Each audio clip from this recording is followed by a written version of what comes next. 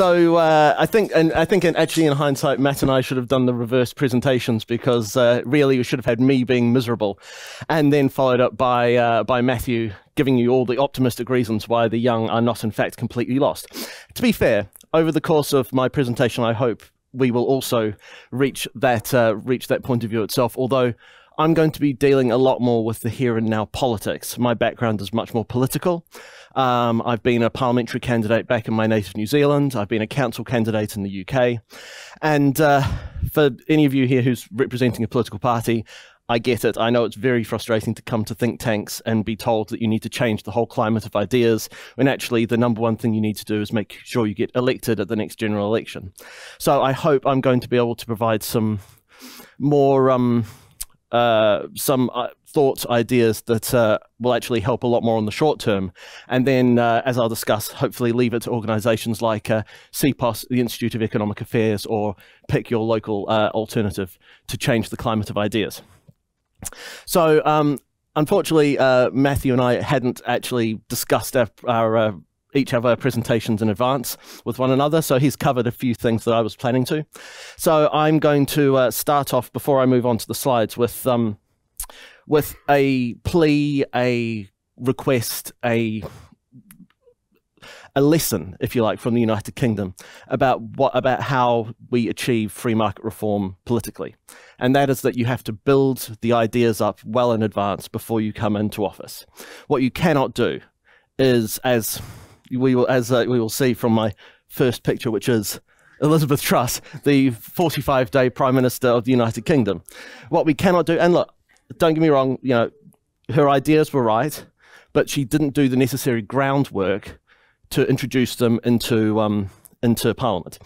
So all I would say is that it's very important that the intellectual case for these ideas for reforms in a free market direction discussed well in advance. There was a tendency during the 80s and 90s, especially in what we call the Anglosphere, you know, New Zealand, Australia, United Kingdom, Canada, to not necessarily lie, but for parties to come in promising one thing, and then once they entered office to pretend that the situation was much worse than they had thought it was, and so they needed to bring in a lot more free market reforms. So the Labour Party in New Zealand, for example, came in 1984. There's a very, very interesting, long drawn out, and I won't bore you with the story of why the Labour Party was the one that introduced the massive free market reforms into New Zealand rather than the Conservative National Party. But that's by the by. The Labour Party came into office in 1984, promising effectively a reasonably normal social democratic set of policies. And what they got was, and what they ended up doing was massive state spending cuts, significant amounts of deregulation. Matthew, I think, mentioned a number of the liberalising reforms that they brought in on things like agriculture, the overnight abolition of all agricultural subsidies and tariffs. So, but obviously, a lot of people in New Zealand looked around and said, well, hold on a minute, this isn't what you promised at all. And that started off a process that led to New Zealand adopting proportional representation due to the lack of trust that people had in the government. The similar thing happened in the United Kingdom. In 2010, the Conservative Party, which were in opposition until then, ran in the general election saying, you know, it doesn't matter that we've had this huge financial crisis that's totally undermined all of the government budgets. We can stick to the spending pledges that we had been making pre-2007, 2008. They got in, and then, horror of horrors, they throw up their hands and go, oh my goodness, the budget was so much worse than we thought it was. We have to go through this radical period of spending cuts. Now, again, neither the New Zealand example or the British example, the policies aren't wrong, but it undermines the democratic consent that you need if you're going to push these policies forward. And I think that Liz, for all of her many qualities, has sort of proved that point, I would say, to destruction, that you cannot suddenly introduce radical free market policies without some sort of democratic consent that that the people are ready for them. So I would say that, yeah, I would say that you can't force these policies on a population. They need to be discussed in advance and have the groundwork laid.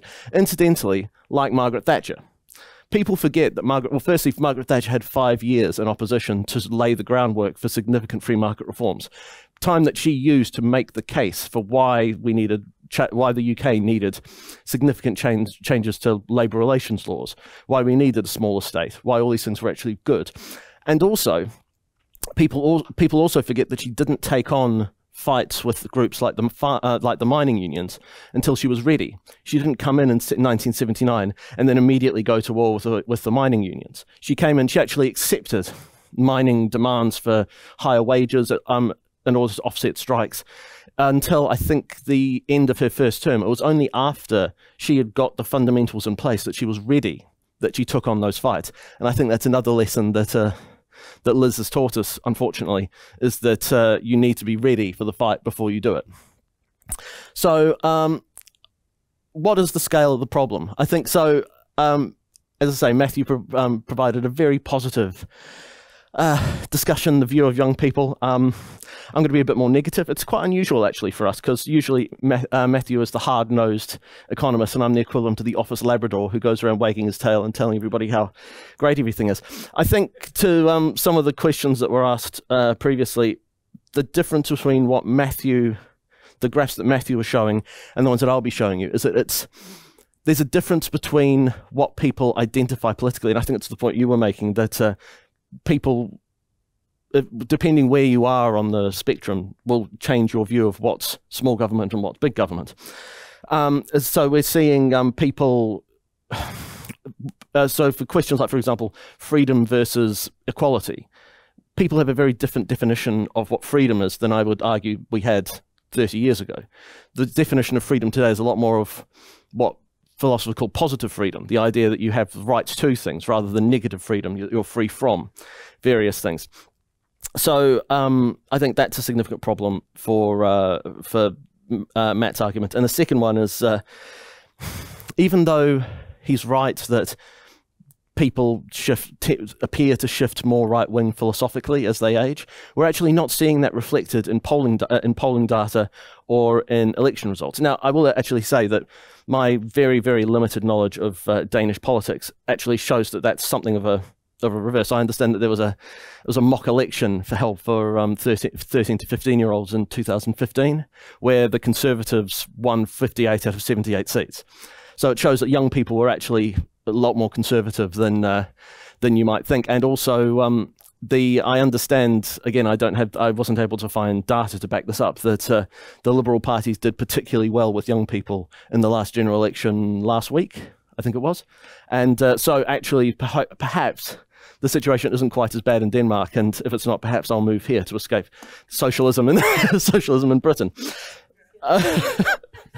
Yeah, I didn't think, but you didn't think I'd be coming here saying that I was asking for asylum. But we're not seeing shifts right reflected in voting patterns, and we are seeing some very terrifying numbers, both in the UK and the United States, with how young people are voting. So, just to pick a couple of examples, pretty much at random. So, I can't remember his first name, but the John Fetterman, I think it's John Fetterman, who's the Democratic candidate for Senate in Pennsylvania, won 72% of the 18 to 24 vote. The Republican candidate won 18%.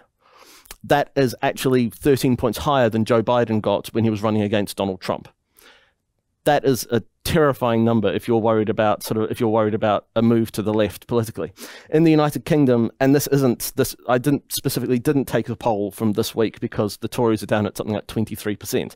But from the last time the Tories were at parity with Labour, Conservatives were at parity with Labour in the United Kingdom, the Conservatives had 9% of the 18 to 24 vote in the poll. And that was when they were at, I think, 35 nationally. The problem isn't just that we're seeing we're seeing people shift away from conservative liberal ideas at the in the 18 to 24 bracket. We're seeing a worrying shift politically away in the 25 to 49 bracket as well. A lot of people like to make jokes, especially people my age, who I am the tail end of a millennial apparently, or the beginning of the millennials, whatever it is. I am officially a millennial, and people forget that millennials are actually pretty old now. We're not university students or people just coming out into their first job. So when people talk about millennials being left wing, that is a very significant age cohort now. And if we're looking at I think Matt called them Zoomers, that they're as left-wing, or possibly even more so, then we're moving into a situation where there's a very, very large section of the population that's going to have left-wing ideas. And unless we can shift some of those people in a more right-wing direction, then it's going to be a real struggle to get democratic consent for conservative, free market, liberal ideals, policies in the future. So this is the kind of thing I'm talking about. So do you have a favorable or an unfavorable opinion of socialism? This is what I mean about worldview versus, preferences. People say that, people in surveys like the one that Matthew showed might say that they're in favor of freedom against equality. They might say they're in favor of a smaller state. But when you have people up to the age of 49 saying that socialism is a good idea, their whole worldview is different. It's not so much that they would disagree with the policy, they might not agree with all the policies of socialism. But when socialism as an idea is very favorably received, then it makes people more willing to accept some of the policies. Now, I should say, again, the numbers I'm using are predominantly from the United Kingdom, so they may not track perfectly into what you've been finding over here. But this one I think is even more terrifying. Communism could have worked better had it been better executed. Could have worked had it been better executed. Again, you have more people saying that who agree with that statement than disagree in the 18 to 24 and the 25 to 34 bracket. And actually, I'm not quite sure why this one. Oh, it's because it's a different poll. I was going to say I don't understand why it's broken down in different age brackets, but it's obviously a different poll. So yeah, all the way up to the age of 34, people think that communism is actually a good system that hasn't just been tried properly yet. So again, it's not looking great. Again, and people, again, it comes back to the worldview. These are the things that people associate with the word capitalism. This is some polling that the IA actually commissioned with a polling company in the UK. So again, you've got a lot of quite negative associations with the word capitalism. You've got the rich, corporations, exploitative, unfair, Tory, which I suppose actually makes sense, and then Boris Johnson, Donald Trump, neither of which are particularly positive associations for for us to have anymore. And you compare that to common associations with socialism. Workers, people, equal, public, fair, opportunity. I mean, we might disagree with how they define some of these words, but most people would consider those words to be a lot more positive than the words used to describe capitalism. Now, I should say, just as a slight segue, there is a good argument that actually we should stop using the word capitalism altogether. That it's quite a negative. It's got so much of a negative view in the minds of the population that we should use. I think Deirdre McCloskey has talked about replacing the words capitalism with innovism. Thank you. Yes. So there is an argument that actually we should just do away with the word altogether, and but that's a communications question rather than an ideological one. So what are we doing about it? So I'm assuming none of you know who this person is, or I hope you don't. This person is the Right Honourable Matt Hancock, Member of Parliament, who was, until practically the end of the coronavirus crisis, Her Majesty's Secretary of State for Health and Social Care. And so he was the person who was basically responsible for the COVID rules in the United Kingdom. So not a massive lover of freedom. But the reason that he's dressed up looking like, well, I don't quite know what to describe him looking like, some sort of lifeguard cowboy. I'm not really. But anyway, sorry. The reason he's dressed up like that is he is going on a reasonably well-known British television show called I'm a Celebrity, Get Me Out of Here, where basically British celebrities get dropped in the middle of the jungle, sometimes pushed out of a plane, which is kind of hilarious, and then they spend 4 or 5 weeks in the middle of the Australian outback, generally being tortured by the people who are in charge of it, having bucket loads of spiders dumped on their head or whatever. Incidentally, it's not gone very well for Matt Hancock so far. He is being associated with the United Kingdom's COVID rules. He has actually had more than his fair share of the bad public votes when it comes to being at the receiving end of some of these tortures. But the point is that he's gone on that program, as that's the quote on the right is a quote from an article he wrote in the Sun newspaper just before he went on, explaining why he was going on. His view was that effectively we need to go where the people are. That it's not the role of politicians, I'm paraphrasing slightly, it's not the role of politicians to convince people to, especially younger people, to watch politics on BBC One or the Danish equivalent, or GB News actually, if you're if you're looking at alternatives to the BBC in the UK now. It's that politicians must embrace popular culture and go where the people are. Now, I don't think an awful lot of Matt Hancock's policies, but he does have a point here that we can't, it's not the role of politicians necessarily to move the Overton window. Now, I'm assuming that everybody has a pretty good idea of what the Overton window is. So the Overton window is the acceptable range of policy disagreements in a political body. So, for example, the reintroduction of slavery is outside of the Overton window. Anybody who actually argued for the reintroduction of chattel slavery would be considered that's not a reasonable position to have, and no one would accept that position, being debated. The idea is to push the Overton window as far as possible within reasonable bounds. So, for example, in the United Kingdom, the question of whether or not we can reform the National Health Service is constantly, is that something that people will discuss, or is that something that's just completely, it's completely impossible to debate? So the Overton window is, I would say that is a long-term goal. That is something that organisations like CPOS and the IEA should be working on. That isn't really something that political parties should be engaging with, because they need to win votes today, as I said at the beginning. But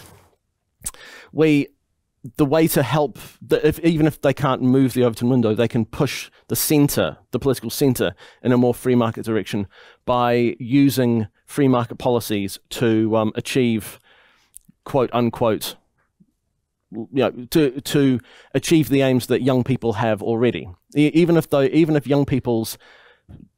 goals that young people are working towards might be considered to be more left-wing, we can use free market policies to achieve some of these goals and actually show young people that markets work.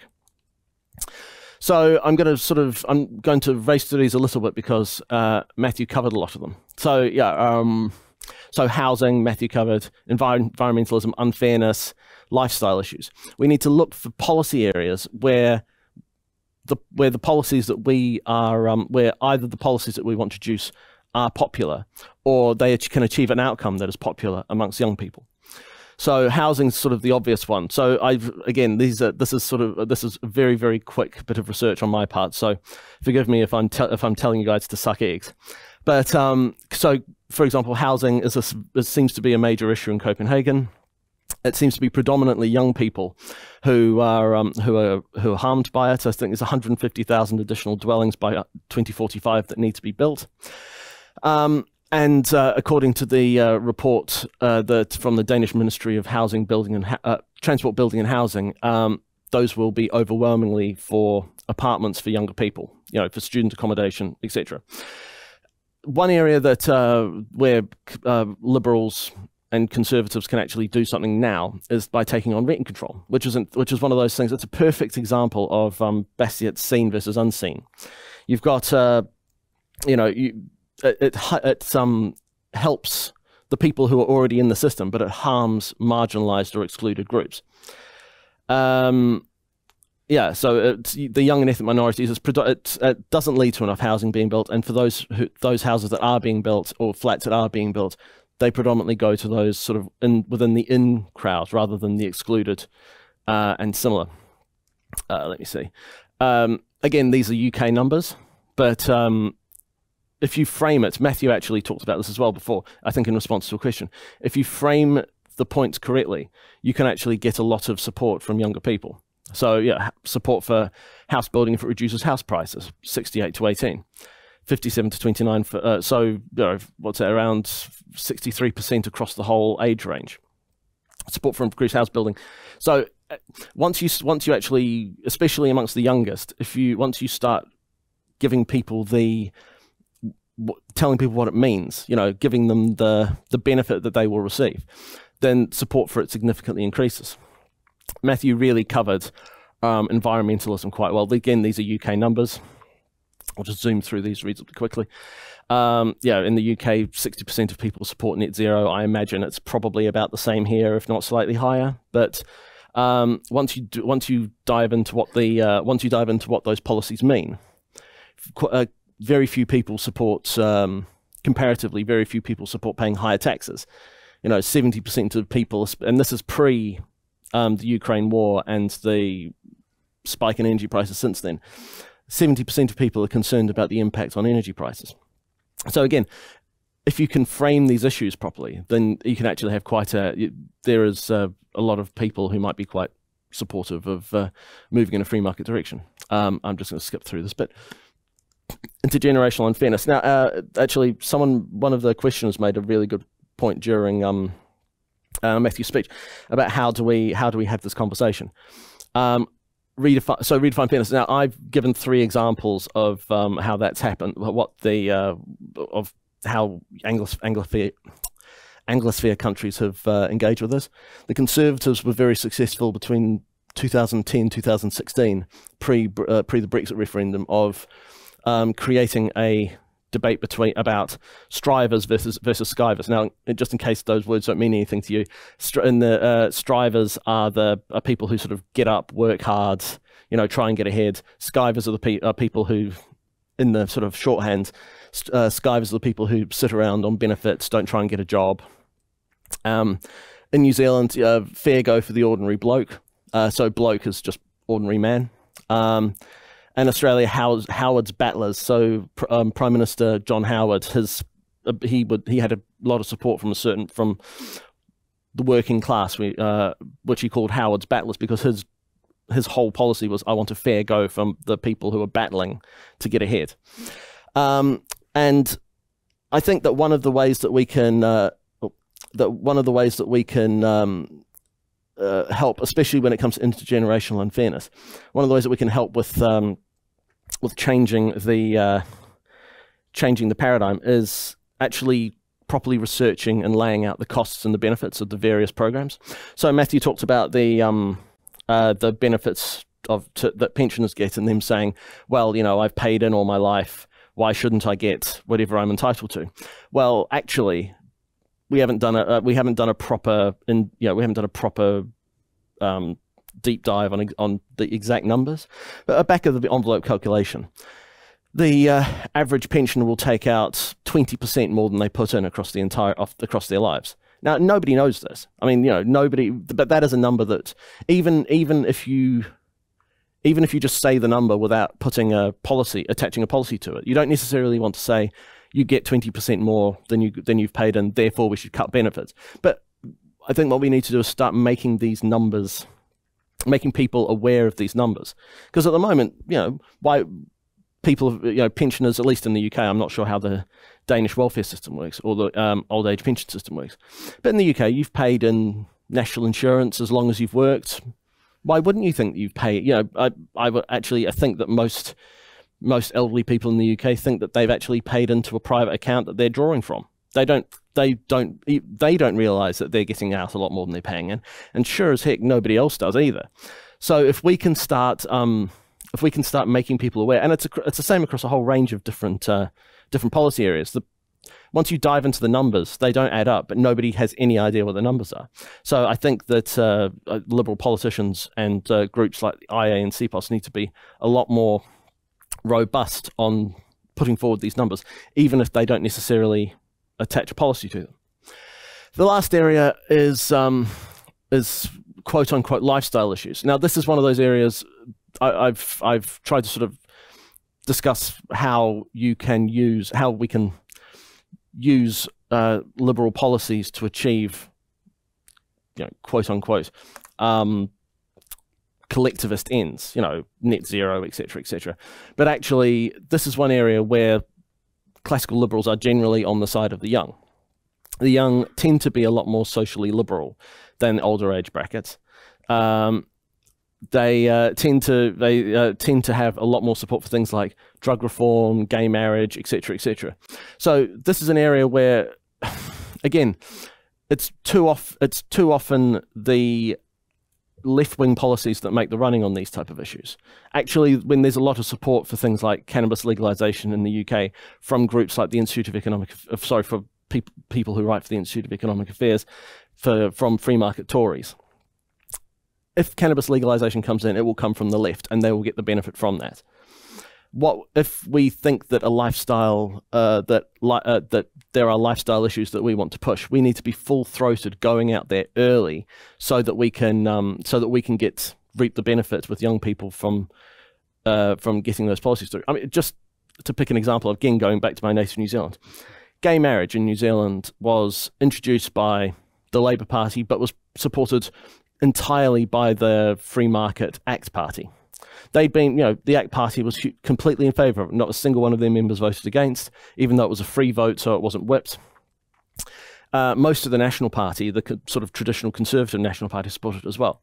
But basically, every person who was supporting gay marriage before it was brought in, thanks to the Labour Party for having brought it in, even though actually, it wasn't a partisan issue. So, but no one from the right had talked about it. They were in favour of it, but for various political reasons, they just didn't want to bring it up.